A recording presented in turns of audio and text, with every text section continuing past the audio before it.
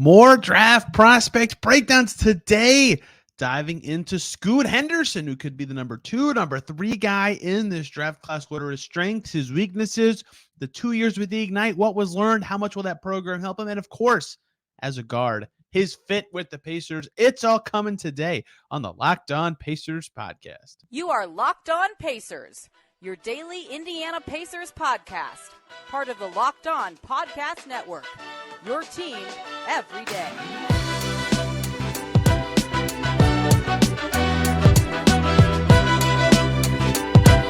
Welcome in to another edition of the Locked On Pacers podcast, where we, of course, talk about the Indiana Pacers. As always, my name's Tony East. I cover the team for Forbes and SI, and today we are the only basketball podcast not talking about Matt Ishbia and Nikola Jokic. Instead, it's Scoot Henderson Day here at Locked On Pacers, continuing on through the NBA draft prospects and getting some of these top lotto guys done ahead of the lottery, just to give everybody a feel for what's at stake for the Pacers. Victor Wembanyama was last week today. Rafael Barlowe from our Locked On NBA Big Board show, also writing for the NBA Big Board Substack's going to join to talk Scoot Henderson, the G League Ignite guard man who some say in a typical draft would be the number 1 pick. Not going to happen in this draft. In fact, number 2 and number 3 in contention for Scoot Henderson. We'll talk about it all today. And the tricky part of this, his potential fit with the Pacers, who already have 2 young, talented, maybe 3 young, talented guards in the fold at the same position as Henderson. Does this even make sense? We cover all that and more today in a wide-ranging conversation on Scoot Henderson. Let's get right to it. Rafael Barlowe is here, one of our NBA draft insiders here at the Locked On Network, doing the NBA Big Board stuff, taking over for Chad Ford, one of the legends of the industry. Rafael, this is a crazy draft here, man. It's insane how stacked it is at the top. And one of those guys is Scoot Henderson, who we're talking about today. Big picture, what do you think of Scoot and his 2-year career with the Ignite so far? Yeah, Scoot kind of burst up on the scene out of nowhere around last December 2021. And he just had so much momentum coming into the season. And, arguably the best point guard prospect since I've heard Derrick Rose. I've heard, I'm trying to think another great point guard prospect. But, every year is different. A couple years ago it was Kate Cunningham. A few years before that, it was John Morant. But I think Scoot is in that line of point guards that can be your franchise changer. Yeah, the reason I think people put him in that franchise changer group is what he showed this year, where the volume was just so high, where they put, like last year, the Ignite with Dyson Daniels and Foster and all these other talented handlers, like Scoot had the ball a good amount, but not a ton. This year, it was like he's creating through pick and roll all the time. He's got the ball for scoring chances. The fact that he could do things at a high volume, I think is what, to me, where I would start talking about him and say, it's the Ignite, it's not the NBA, but that is a higher level than college. And the fact that he was able to take on such a big load, even with the Rockies season, I think is extremely impressive for his age. Yeah, it is. Especially how he started. The second half of the season has me concerned a little bit. That's why I said Rocky, yeah. I want to say he scored 25 or more, maybe like either his first 4 out of 5 or 5 out of his first 6 games. And then the second half of the season, it's kind of like he hit the brakes. And I'm a little concerned about that, especially for like the Ignite and even like Overtime Elite. You can't judge those guys in like pressured environments, right? You're playing in the G League, it's 200 people at the game. I mean, the competition may be better, but you don't get an opportunity to see how those guys perform under pressure. And that has me a little bit concerned. Although the one game that, even though it was a friendly and every NBA scout, and I was there, he did put on a big time show. So you can say on the flip side is he can rise to the occasion when he has something to play for. But yeah, man, I think that Scoot is going to be great. Yeah, that's where I just am blown away looking, because like it was funny because I hear because of the volume. So it's funny coming from a Pacers perspective, because they have Haliburton and Mathurin. So everybody thinks, oh, what is Scoot's fit? We'll get to that way later. But it's like, because he has the ball, does this make any sense?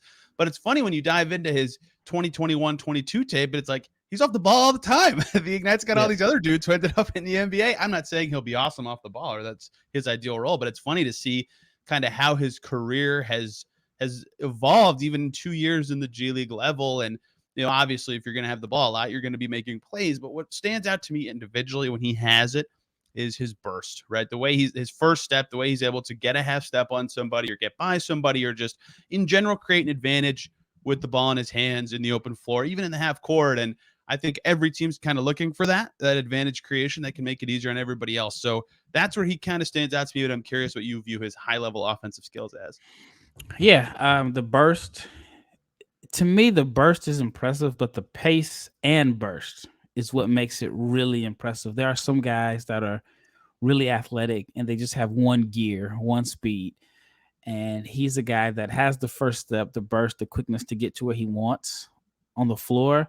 But there's a nice pace and calmness and matureness to his. I don't even know if matureness is a word, but there is a sense of maturity around his game that makes him special. I agree. The first game I watched to dig into him, the first bucket he took in the game was an elbow jumper where he was going full speed and then just eases right into it, and he missed it. But I was still like, oh, he slowed. Like slowing down is hard for these guys sometimes when they're so good at going fast. I think some people refer to that as deceleration, but I almost don't even think that's like the right way to describe it. Like he's not slowing down; he's just under control and then shooting. I don't know. It's different, but that is hard to do, and especially when defenses are kind of owning in on you like they were this past season. I think that's going to be really huge for him at the NBA level. And the other part of that is, when you're a high volume guy, you run a lot of pick and rolls, as do a lot of NBA teams. He's pretty good in those situations. Ignite had solid bigs for those actions. Where did you see him kind of evolve in that way with the Ignite? Yeah, he improved as a passer and as a decision maker, which is expected. I mean, I think he was 17 when he started off in the G League. Yeah. So when I saw 2004 for his birthday, I was like, excuse me? He started with the Ignite when he was what? Yeah, I just had this conversation with a scout today, and there's some guys in this, it's off topic a little bit, some guys in this draft, and they were like, man, this guy was born in 2000. And I'm like, 2000? I mean, there's guys that are draft eligible that are born in 2004. And I was like, what makes it sounds crazier is next year there's going to be guys born in 2005. And they were just like, oh my gosh, I feel so old. but yeah, I mean, Scoot was 17 when he started with Ignite. Yeah, I can't believe that. And that's why the pick and roll stuff's so impressive, right? It's not that the G League's like amazing, but you're going against NBA guys some nights and the talent is better. Clearly, that's why. Like, what do you like? I guess I'm talking here, but what do you think of the Ignite? Like, a lot of the guys that have made the NBA outside of Isaiah Todd, who have been drafted, have all done pretty well in their situation, I feel like. Yeah, I mean, I think the jury's still out on Kuminga. You can make a case. I think he's good, but I get it. Regressed a little bit this year. I mean, he was like the youngest player ever to play in the finals, and last year, and then I mean, his role has been a little bit inconsistent. Jalen Green has put up great numbers. I still think it's tough. Dyson Daniels is someone that I still can't believe he went as high as he did. I know personally I had Jaden Hardy ahead of him, and Hardy ended up really, really good. So I mean, there has been some success stories, and then you have I can't think of his name right now with Houston. Dyson Nix. Yes, he didn't get drafted, and he ended up making the team. But then there's Michael Foster, who put up really good numbers last year, didn't get drafted, spent the entire season in the G League. And I mean, that's more so like style of play, not necessarily production. But there was a Scoot game I watched where Michael Foster was the best player on the court. Like, he was amazing. Yeah, and I did some pre-draft videos and content around him last year, and I know like the people in his camp are just confused at why he didn't get drafted and so on. But you can make a case and say, I shouldn't even say make a case.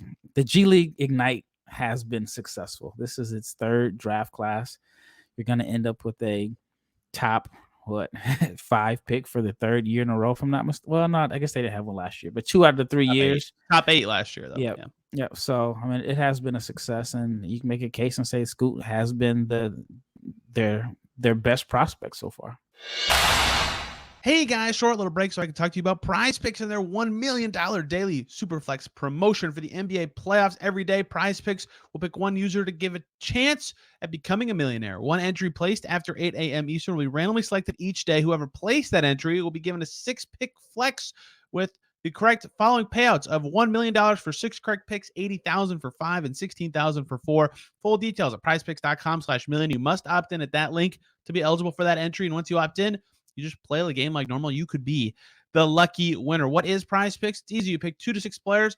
Will they score more or less in their PrizePicks projection for a bunch of stats? You can put 25 times your money on any entry. For example, will LeBron James have more or less than 7.5 assists in a given playoff game as the Lakers play? It's PrizePicks. You can do it for any sport on any number of stats that you like. It's safe, it's fast, and it's operational over 30 states and Canada. Download the PrizePicks app or go to prizepicks.com. Sign up, use and play daily fantasy sports. Use the promo code LOCKEDON. You get 100% instant deposit match up to $100. You deposit $100, PrizePicks will give you $100. If you deposit $50, PrizePicks will give you $50. Don't forget to enter the promo code LOCKEDON to sign up for an instant deposit match up to $100 at PrizePicks. Daily fantasy made easy.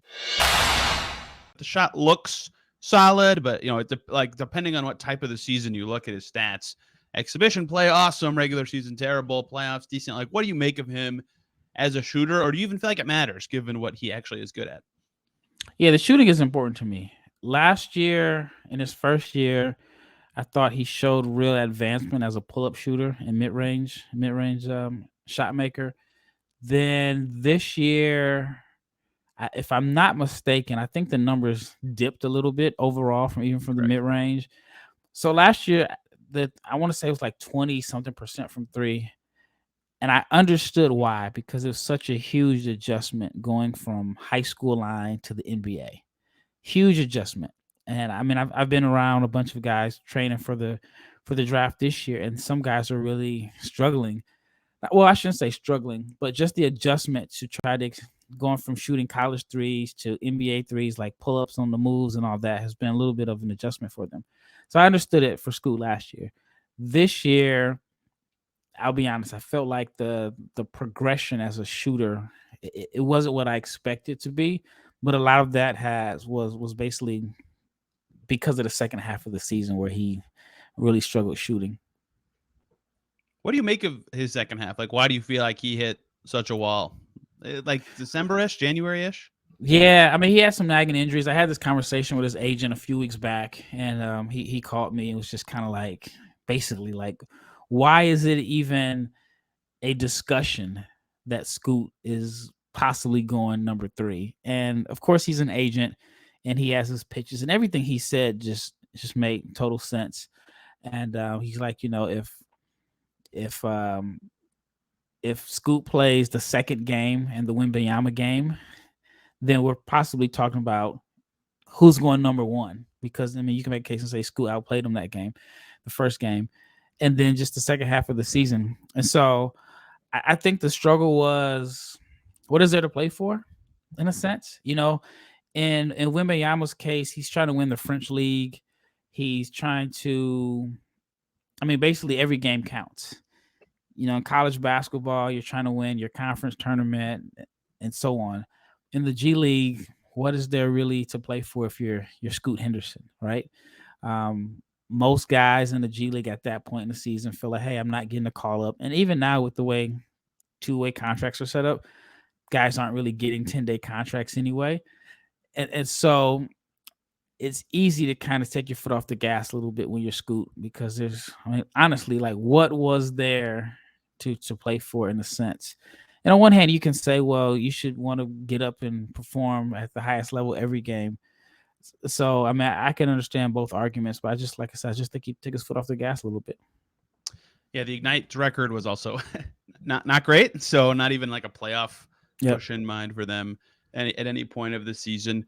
We've spent this whole time, and this is my fault, but talking about his offense. Defense also exists and matters. And look, when you play with a point and you're 6'4" and bulky, like, you can guard guys, you can stay in front of guys. He's quick, but I also feel like he's a ball watcher, certainly on that end of the floor. What do you make of his defense, both on and off the ball?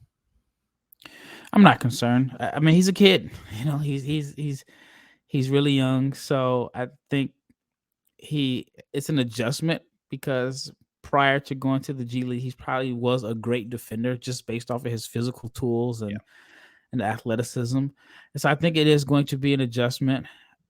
I do think that the adjustment for him may be a little bit smaller since he did play in the G League and he knows NBA terminology and defensive sets. But I think he'll be fine as a defender. I mean, right now, obviously, defense is behind the offense, which is totally expected when someone is that young, especially as a rookie. I agree with all that. And like he's just powerful on that end, if that makes any sense. When the guy he's guarding has the ball, and I said this a lot last year too. I think even when we were talking about Shaden, like, do you make anything of guys being kind of inattentive off the ball at non-NBA levels, or is it just like a totally overblown thing? Because especially like we just talked about, when the game maybe doesn't matter as much, it can be hard to be focused all the time. Or is that actually something that at the NBA level teams could go, well, he might not necessarily be the best team defender when he's growing? Or do you think they can just grow into that as their pros? Yeah, I think that's probably the hardest adjustment because, again, we're talking about guys that are outliers athletically, and they were even more outliers at the high school level. So they probably never had to play defense. They never had to do anything on the defensive end because they could do nothing on defense and still outscore whoever they are, who's ever guarding them by 20 points or more. So I think it's just a huge adjustment, and I think it's just totally up to the player if they want to be great, especially in a guy like Scoot. He has all the physical tools to be a really, really good defender. So it's totally up to him. And if he wants to be an all NBA level defender, I think he can be. It's certainly possible, especially with the way he is on the ball. And if I'm a team, the fact that he's 6'4" is encouraging. Like when the Pacers drafted Aaron Holiday, I talked about this a lot, but like if you're 6 feet tall, even if you try your ass off on defense and you're a good it's like really hard to be a good defender at that height. It just is. Like you're automatically shorter, have a disadvantage compared to everybody else. It's like Chris Paul, Kyle Lowry.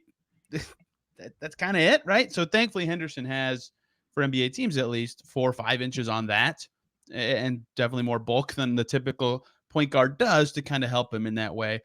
In terms of other, I don't want to say weaknesses, but just stuff to grow on for him as he gets better. The turnovers, some of them I'm kind of like, what was the plan there? Or that seemed a little forced or things like that. Turnover rate this year ended up being pretty high, 2.8 per game in the G League. What do you think of his decision-making and kind of that am I overblowing that?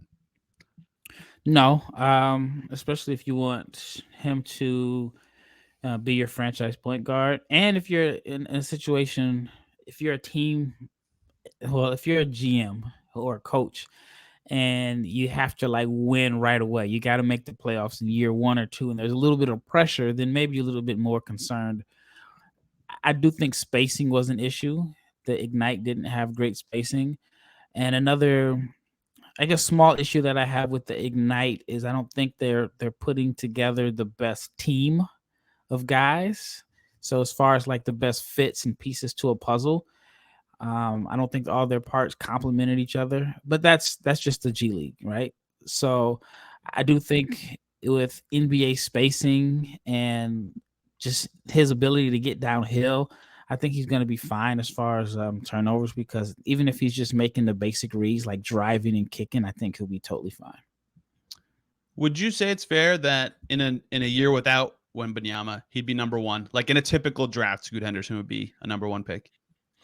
I mean, I'm kind of biased because I really like Brandon Miller, so I don't think enough. the gap between those two is. I mean, I think where it is now is where it should have been all year, and it's kind of crazy that I got absolutely blasted on Twitter earlier in the year for even suggesting that. So I just think it depends. I mean, I still don't even know if Scoot is going to be a lock to go number 2, because I think there are some teams that are going to prefer the versatility of a Brandon Miller that can defend multiple positions, that can already shoot. I mean, he's a year older. So to answer that question, no, I don't think it is a lock, just because I think some teams are valuing length, versatility, and shooting over a point guard that can probably just defend one position. Yeah, that's fair. I think with where the NBA is going, and it kind of depends on maybe who the team is picking to. And hey, we're on a Pacers podcast. I do want to talk about that, right? Because I mentioned it earlier, and we've talked about Hardy and Daniels and all these guys that had the ball his first year with the Ignite, but like Scoot Henderson's better with the ball than without it, and the Pacers have Tyrese Haliburton, who is fantastic with the ball. Would you see at the pro level that fit, or any team with another high volume guy having a clunky fit with Scoot and that player? Like the Detroit with Cade, for example, any of these lottery teams like that. Yeah, I think that would be awful. Detroit, going to Detroit. I mean, if I'm Detroit and I get, let's say, the number 2 pick, then it's a no-brainer. I'm going with Brandon Miller. A lot of people say, "Oh, best player available." I totally get that, but if you have the best player available and he plays the same position as 2 of your other 3 best players, then you're not going to be able to maximize their gifts. So I would go with Brandon Miller from Detroit. But in the sense of this being a Pacers podcast, I think Tyrese Haliburton is this unique player that can play with any type of guard. And when he was coming out of school, and I was high on Haliburton, but I did not think he would be an engine. My knock on him was he's going to be a great complementary player. I thought he could play next to Chris Paul in Phoenix. I thought he could play with so many guys, but I just did not think he was going to be an engine. I had concerns about him getting downhill, drawing free throws. And I remember I live in Dallas, and I went to a Mavericks game, and you probably remember, I think he had a game where he shot like 17 free throws or something like that against the Mavericks. With the Kings, you mean? Yeah. No, it was this year. It was this year. It was in Dallas. Oh yeah. They won. They beat the Kyrie and Luka both played, but the Pacers won. Yeah. So but yeah, I just really had concerns about him. Like I said, getting downhill. I didn't know if he'd be able to get the shot off like that. Just all the concerns that a lot of people had. Nobody can say. I think you're totally lying if you're saying that you thought Tyrese Haliburton was going to be an all-star before his rookie contract expires. But anyway, with all that being said, I think Haliburton and Scoot can play together, because Haliburton can catch, he shoot off the catch. He has the length to defend multiple positions. He's unselfish. I think it'll be, a little bit of an adjustment at first, but I would think a Scoot Haliburton backcourt, it would totally work for me. That would be a no-brainer. Now let's throw Mathurin in the mix. Does that change any of that for you? No. I mean, I think maybe how I look at it is, I think all 3 of them could close in a game, right? You can close a game with them. Starting, who cares? But closing, I think all 3 could be in a closing lineup.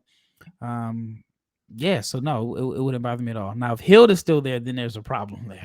you got a lot of mouths to feed there, but not. I don't. And Nembhard and McConnell also in the mix. A lot of guards on this. Yeah. I mean, Nembhard was great. I mean, you really got lottery production out of him this year. I feel like you got lottery production out of him. Carlisle called him a top 10 pick, like late in the season, which it's kind of close. He might make all rookie.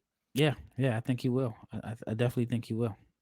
Good player. So that's where I think a lot of the Pacers discussion around Scoot will be, because I think he's really good. Like, I think guys who can create advantages basically every time they touch the ball, even if it's not, there might be some clunkiness in there with the turnovers and maybe guys start sagging off at some point in the NBA. But if you can create advantage almost every time you touch the ball, I'm going to be pretty high on what you can be in the NBA. So I think Scoot's going to be really good, no doubt. But I think a lot of the question locally with him is going to be fit stuff. And that's why I wanted to ask you about that, just because with Tyrese Haliburton here, with Mathurin here, and like, who knows what the Pacers starting lineup is going to look like next year, because you mentioned Buddy Hield too. Who knows? But if Scoot's also on the team, it gets really interesting, especially if it's like, would you rather draft Scoot and then figure out fit later, or would you rather pass on him and risk that he's amazing? But it might depend on what pick you have or who's still available, right? Like if you're at 3 or 2, there's a big difference in who's available. So it's all just going to be really interesting to see how that gets discussed and what ends up coming from it. Yeah. Do the Pacers have 3 first-round picks this year? They have 7th best lottery odds, and then they have 26 and 29. So they could have three first rounders. Yes. Yeah. So I think you would take Scoot. Then I think you can address your needs at the forward spots and shooting. I think you can address that in later on in the first round. So I don't think think there's there's no way they're picking all three because yeah. they don't have enough roster spots. They Yep. can't do it. So Well, I think they're going to be the busiest team on draft day. That's Really? just my guess. Like there's a part of me that feels like the Miles Turner deal was to put him in position to possibly move him. Even though Miles Turner seems like he's been in the league like 10 years, he's still pretty young.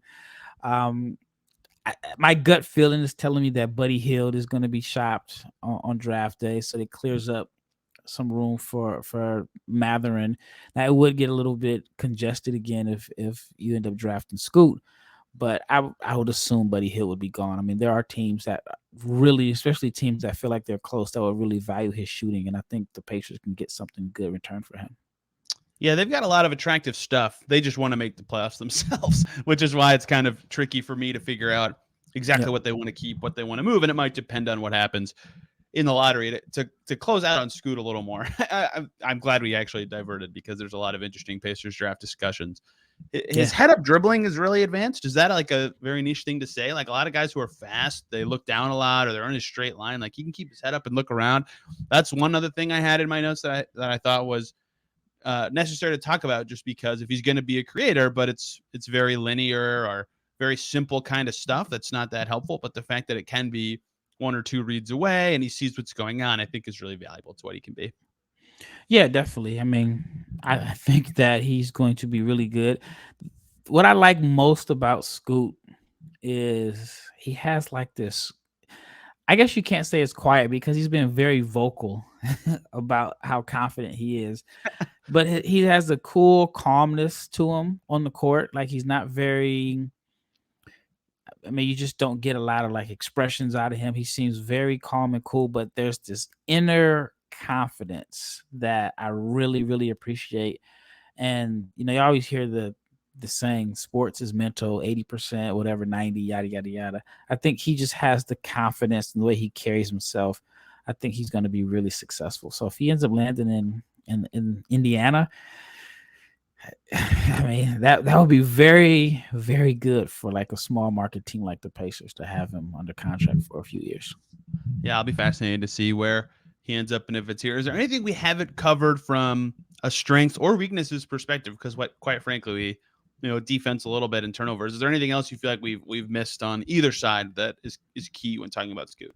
No, I think we covered it all. I mean, like my concerns were the second half of the season and the shooting, just the progression as a shooter did not seem to, it wasn't what I personally thought it would be. But again, if you divide his season into two halves, the first half and the second half, and then you take away the injuries, then it's probably really not a concern at all. But like I said, I spoke with his agent before, and he had mentioned that he did have some troubles breathing because he had like the nasal fracture injury and dealt with some ankle issues. So that probably played a role in the slump in the second half. But outside of that, I mean, I think he's going to be totally fine.